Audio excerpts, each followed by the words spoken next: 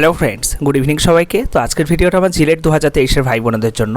তো এই মুহূর্তে তোমাদের জিলেট 2023-এর কাউন্সেলিং প্রসিড হচ্ছে, সেই সংক্রান্ত কিছু প্রশ্ন বিগত ভিডিওর কমেন্ট সেকশনগুলোতে তোমরা করেছিলে, সেগুলো নিয়ে আমি আজকে ডিসকাস করব। তাই ভিডিওটাকে স্কিপ না করে শেষ পর্যন্ত দেখতে থাকো প্রপার ইনফরমেশন পাওয়ার জন্য। ভিডিওটা দেখার পরে যদি তোমাদের আরও কোনো কোয়ারিজ থেকে থাকে রিগার্ডিং জিলেট 2023 কাউন্সেলিং, অবশ্যই তোমরা এই ভিডিওর কমেন্ট সেকশনে কমেন্ট করতে পারো। আমি অ্যাজ সুন অ্যাজ পসিবল সেগুলো তোমাদের রেসপন্স করব।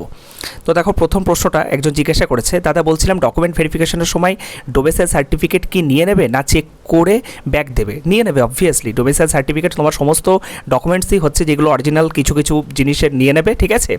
আর তোমার রেজাল্ট তো আর অরিজিনাল নেবে না, সেগুলোর হচ্ছে তোমার xerox copy, self attested xerox কপিগুলো তোমার ভেরিফিকেশন করে সেগুলো জমা নিয়ে নেবে, ঠিক আছে। এই হচ্ছে বিষয়।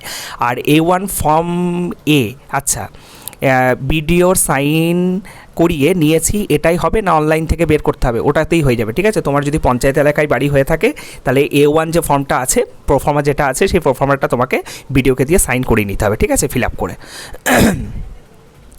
নেক্সট একজন প্রশ্ন করেছে, কিন্তু ওখানে বলা আছে যে সাপ্লি থাকলে চলবে না।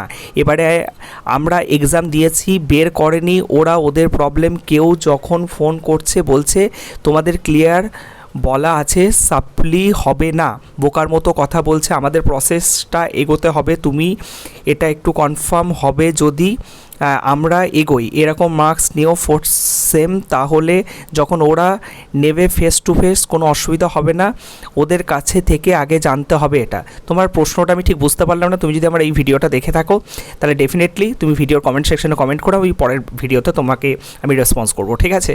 কারণ তুমি মেনলি হচ্ছে বলতে চেয়েছো যে, যতটুকু আমি বুঝলাম, যে মানে জিলেট 2023 যে 9 পেজের যে কাউন্সেলিং যে নোটিশ, সেটাতে বলা আছে যে যদি তোমার ফিফথ সেম বা অড সেমে যদি সাপ্লি থেকে থাকে সেক্ষেত্রে নেবে না, ঠিক আছে। তো এক্ষেত্রে মানে তার পরের বিষয়গুলো কি বললে আমি ঠিক বুঝলাম না। তোমরা যদি কেউ কমেন্ট মানে যে যারা শুনছো তারা যদি বুঝে থাকো তাহলে আমাকে একটু বলো, আমি পরের ভিডিওতে রেসপন্স করব। দাদা তুমি যেভাবে সাপ্লি ক্যালকুলেশন বললে ডকুমেন্ট ভেরিফিকেশনের সময় কোনো সমস্যা হবে না, ভয় লাগছে। দেখো, ভয়ের কিচ্ছু নেই, কারণ আমি আগেও তোমাদেরকে বলেছি, বা ওয়েস্ট বেঙ্গল জয়েন্ট এন্ট্রান্স বোর্ডের একদম অফিসিয়াল কনফার্মেশনসও তোমাদের আমি কল রেকর্ড শুনিয়েছি যে তুমি কাউন্সেলিংয়ের সময় যে কোনো ভুল ডিটেলস দিলেও কোনো অসুবিধা কিছু নেই, কিন্তু যখন ভেরিফিকেশন হবে সেই ভেরিফিকেশনের সময় হচ্ছে তোমার সেই যে ডকুমেন্ট ইয়েগুলো তুমি ডিটেলসগুলো হচ্ছে কাউন্সেলিংয়ের সময় তুমি আপলোড করেছো অনলাইনে, সেগুলো তোমাকে কিন্তু সাবমিট করতে হবে, এই হচ্ছে বিষয়। এবার এই মুহূর্তে দেখো, ফোর্থ সেম বা ফিফথ সেমে যাদের সাপ্লি আছে তাদের অল্টারনেট তো আর কিছু নেই। তো তুমি মানে যে সমস্ত ইনস্টিটিউটে যদি দেখা গেল তুমি first allotment result through chance পাও, তাদেরকে এটাই তোমাকে বলতে হবে যে সেই মুহূর্তে আমার মানে ফোর্থ হোক বা ফিফথ হোক, আমার সেই মুহূর্তে আমার কাছে যা রেজাল্ট ছিল এবং সেখানে যা জিপিএ ছিল তার করসপন্ডেন্স পার্সেন্টেজ বের করে আমি ইয়ে করে দিয়েছিলাম, আপলোড করে দিয়েছিলাম। এরপরে আমার যখন রেজাল্ট, তারা যদি বলে যে তোমার রেজাল্ট কোথায়, স্যার এখনও পর্যন্ত রেজাল্ট বেরোয়নি, ফোর্থ সেমে যদি রেজাল্ট বেরিয়ে যায় ফোর্থ সেমের ক্ষেত্রে তোমরা সাবমিট করে দেবে। ফিফথ সেমের তো এখন বেরোনোর কোনো চান্স নেই, কারণ স্পেশাল সাপ্লিমেন্টারি এক্সাম হবে, তারপরে হচ্ছে তোমাদের স্পেশাল সাপ্লিমেন্টারি এক্সামের রেজাল্ট বেরোবে। ততদিন পর্যন্ত যদি ইনস্টিটিউট যদি ওয়েট করতে চাই, ঠিক আছে, তাহলে ইনস্টিটিউটকে যদি তোমরা কনভিন্স করাতে পারো সেক্ষেত্রে আর কোনো অসুবিধা নেই। প্রাইভেট কলেজগুলো কিন্তু বা ইউনিভার্সিটিগুলো কিন্তু অসুবিধা করে না, কিন্তু যেগুলো গভর্নমেন্ট কলেজ বা ইউনিভার্সিটি আছে তারা তোমার ওই হয়তো মপ আপের আগে পর্যন্ত তারা হয়তো তোমাকে টাইম লাইনটা বেঁধে দিতে পারে যে তোমাকে আমি প্রফেশনাল অ্যাডমিশনটা নিয়ে নিচ্ছি, হ্যাঁ, কিন্তু তোমার যে ডকুমেন্টস মানে যে রেজাল্ট যেটা তুমি এই মুহূর্তে সাবমিট করতে পারলে না ডকুমেন্ট ভেরিফিকেশনের সময়, সেটা কিন্তু উইদিন মোটামুটি তোমাকে একটা টাইম দিয়ে দেওয়া হবে মপ আপ কাউন্সেলিংয়ের আগে পর্যন্ত। তো সেই টাইমের মধ্যে তোমাকে সাবমিট করতে হবে। তো ফিফথ সেমের রেজাল্ট তো কোনোভাবেই যারা গভর্নমেন্টে তোমরা ধরো ফার্স্ট অ্যালটমেন্ট রেজাল্ট থ্রু ধরো চান্স পাবে, গভর্নমেন্টের ক্ষেত্রে তো কোনোভাবেই মানে তোমাকে ফিফথ সেমে যাদের সাপ্লি থাকবে তাদের তো নেওয়া সম্ভব না, ঠিক আছে। কারণ কলেজ যদি তোমাকে অ্যালাউ করে সেক্ষেত্রে সম্ভব, কিন্তু কলেজ যদি তোমাকে অ্যালাউ না করে তো সেক্ষেত্রে তো কোনোভাবেই সম্ভব না, ঠিক আছে। গভর্নমেন্ট কলেজ হয়তো তোমাকে এটা অ্যালাউ করবে না। আচ্ছা, নেক্সট হচ্ছে একজন কমেন্ট করেছে, দাদা আমি WBJEE বোর্ড থেকে CSTতে ডিপ্লোমা পাস আউট করেছি 2020-তে। ফাইন্যান্সিয়াল কন্ডিশনের জন্য জব করতাম, কোর কোম্পানি নয়, জাস্ট ব্যাক অফিস জব। আচ্ছা, এই ইয়ারে ফার্স্ট জিলেট দিই, তাও আমার র্যাঙ্ক ওয়াইজ যেতে একটা হওয়ার চান্স আছে। তাও আমার কোয়েশ্চেন হলো, 1 নম্বর, আমার মিন্স 2017 থেকে 20 স্প্যানের সব সেমিস্টার অবটেন মার্কস কি তোমার বলা সেম প্রসেসে গিয়ে ক্যালকুলেট করতে পারবো, নাকি আদার্স কোনোভাবে খুঁজে বের করতে হবে? যেভাবে আমি তোমাদের বলেছি, ঠিক আছে, যে তুমি যদি West Bengal state council of technical এডুকেশনের যদি ক্যান্ডিডেট যদি হয়ে থাকো, ডিপ্লোমা যদি পাস করে থাকো, সেক্ষেত্রে তোমাকে আলাদাভাবে আর অ্যাপ্লাই করার দরকার নেই, ঠিক আছে, মানে ক্যালকুলেটার কোনো অ্যাপ্লাই করার দরকার নেই। তোমার জিপিএর সাথে সাথে যে পার্সেন্টেজগুলো আছে, ঠিক আছে, সেই পার্সেন্টেজগুলো তুমি অ্যাজ ইট ইজ হচ্ছে মানে সেই পার্সেন্টেজ ধরে তুমি হচ্ছে ম্যাক্সিমাম মার্কসের রেসপেক্টে অবটেন মার্কসটা ক্যালকুলেট করবে, ঠিক আছে।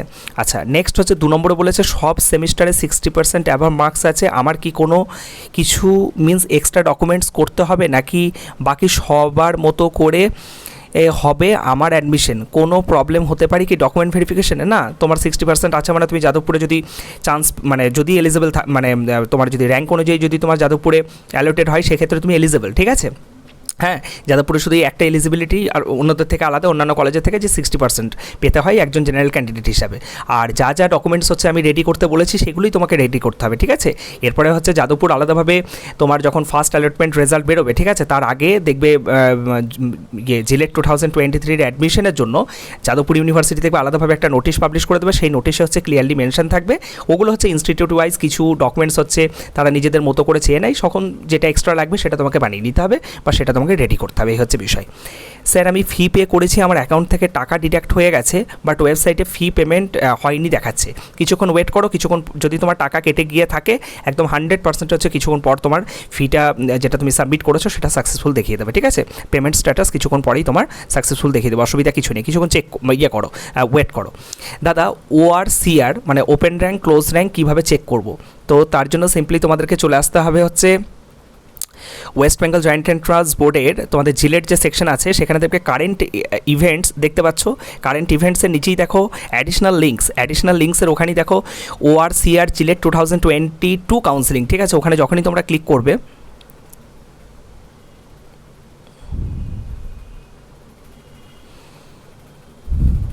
তখনই হচ্ছে তোমার জিলেট 2022 এর যে কাউন্সিলিং কত নম্বর রাউন্ড, ইনস্টিটিউট, ক্যাটেগরি, এই ওয়াইজ হচ্ছে তোমরা প্রিভিয়াস ইয়ারের যে র্যাঙ্ক ডিটেলসগুলো এখান থেকে চেক করে নিতে পারবে, ওকে। নেক্সট হচ্ছে দাদা কলেজ সাজানোর ব্যাপার অ্যান্ড স্ট্রিমের বিষয়টা ভিডিও দিলে ভালো হয়, ইন্ডিভিজুয়াল তোমাদের ডিসিপ্লিন বা স্ট্রিমের ওপর ভিডিও আসবে, একটু ওয়েট করো, ঠিক আছে। এখনই তোমরা চয়েস ফিলিংটা করতে যেও না, যথেষ্ট টাইম আছে।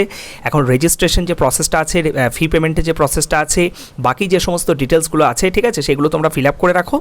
এখনই তোমরা চয়েস ফিলিংটা করতে যেও না, বা তোমাদের এখন চয়েস লকেরও অপশন আসবে না। চয়েস লকেরও হচ্ছে তোমাদের মোটামুটি টাইম লাইন দেওয়া আছে হচ্ছে 9 তারিখ এবং 10 তারিখ, ঠিক আছে। তো যথেষ্ট টাইম আছে, এই রিগার্ডিং আমি পুরো ডিপার্টমেন্ট ওয়াইজ আমি ভিডিও আনবো, অসুবিধা কিছু নেই। ডোমিসাইল সার্টিফিকেটটা কি ভেরিফিকেশনের সময় জমা নিয়ে নেবে? আচ্ছা, একই কোয়েশ্চেন, ঠিক আছে, অলরেডি তুমি উত্তর পেয়ে গেছো। দাদা জেইউতে court anti ragging affidavit and medical কি নিয়ে যেতে হয় অ্যাডমিশনের সময়? আর ইয়ার গ্যাপ থাকলে কি কোনো এক্সট্রা ডকুমেন্টস নিয়ে যেতে হবে? না, ইয়ার গ্যাপ থাকলে কোনো এক্সট্রা ডকুমেন্টস তোমাকে নিয়ে যেতে হবে না। আর অ্যান্টি র্যাগিং অ্যাফিডেভিট বা মেডিকেলের যে বিষয়টা একটু আগেই যেটা বললাম, সেটা যাদবপুর ইউনিভার্সিটি বলে না, যে কোনো ইউনিভার্সিটি বা কলেজে তুমি ভর্তি হও না কেন, তোমার ফার্স্ট অ্যালটমেন্ট রেজাল্ট বেরোনোর আগে, ঠিক আছে, জিলেট 2023 অ্যাডমিশন রিলেটেড প্রত্যেকটা ইউনিভার্সিটি বা প্রত্যেকটা কলেজ হচ্ছে নোটিশ পাবলিশ করবে। তো তাদের ইন্ডিভিজুয়াল ইনস্টিটিউটের কী কী রিকোয়ারমেন্টস আছে, ঠিক আছে, বেসিক যে ডকুমেন্টসগুলো দরকার সেগুলো তো আমি অলরেডি বলে দিয়েছি, ডকুমেন্ট ভেরিফিকেশনের সময় সেগুলো তোমাদের নিয়ে যেতে হবে। এবার তাদের যদি কোনো এক্সট্রা ডকুমেন্টস যদি রিকোয়ারমেন্ট যদি থাকে সেটা তোমরা ওখান থেকে দেখতে পেয়ে যাবে, ঠিক আছে। আর সেই রিলেটেড আপডেট আসলে আমি জানিয়ে দেবো। দাদা ছোটোখাটো গভর্নমেন্ট কলেজগুলো কি নিতে পারে অ্যাডমিশন সাপ্লি থাকলে? দেখো 4th সেমে সাপ্লি যদি তোমার থেকে থাকে সেক্ষেত্রে তোমার গভর্নমেন্ট কলেজে সমস্যা হবে না, ঠিক আছে, আশা করছি। তার কারণ হচ্ছে দেখো তুমি হয়তো তোমার যখন ফার্স্ট অ্যালটমেন্ট রেজাল্ট থ্রু কোনো একটা গভর্নমেন্ট কলেজে হলো, হয়তো তোমার ওই মানে ডকুমেন্ট ভেরিফিকেশন বা অ্যাডমিশনের সময়ই হয়তো দেখা গেল তোমার 4th সেমের রেজাল্টটা হয়তো বেরিয়ে গেল, বা বাই চান্স যদি তোমার 4th সেমের রেজাল্ট না বেরোয়, তোমাকে যদি কোনো কারণবশত ডকুমেন্ট ভেরিফিকেশনের সময় আটকে দেয়, তুমি বলবে স্যার অলরেডি আমার পরীক্ষা দেওয়া হয়ে গেছে, আমার কিছুদিনের মধ্যেই হচ্ছে রেজাল্টটা পাবলিশ হয়ে যাবে, তো আমাকে প্রফেশনালি অ্যাডমিশনটা নেওয়া হোক, কিছুটা সময় দেওয়া হোক।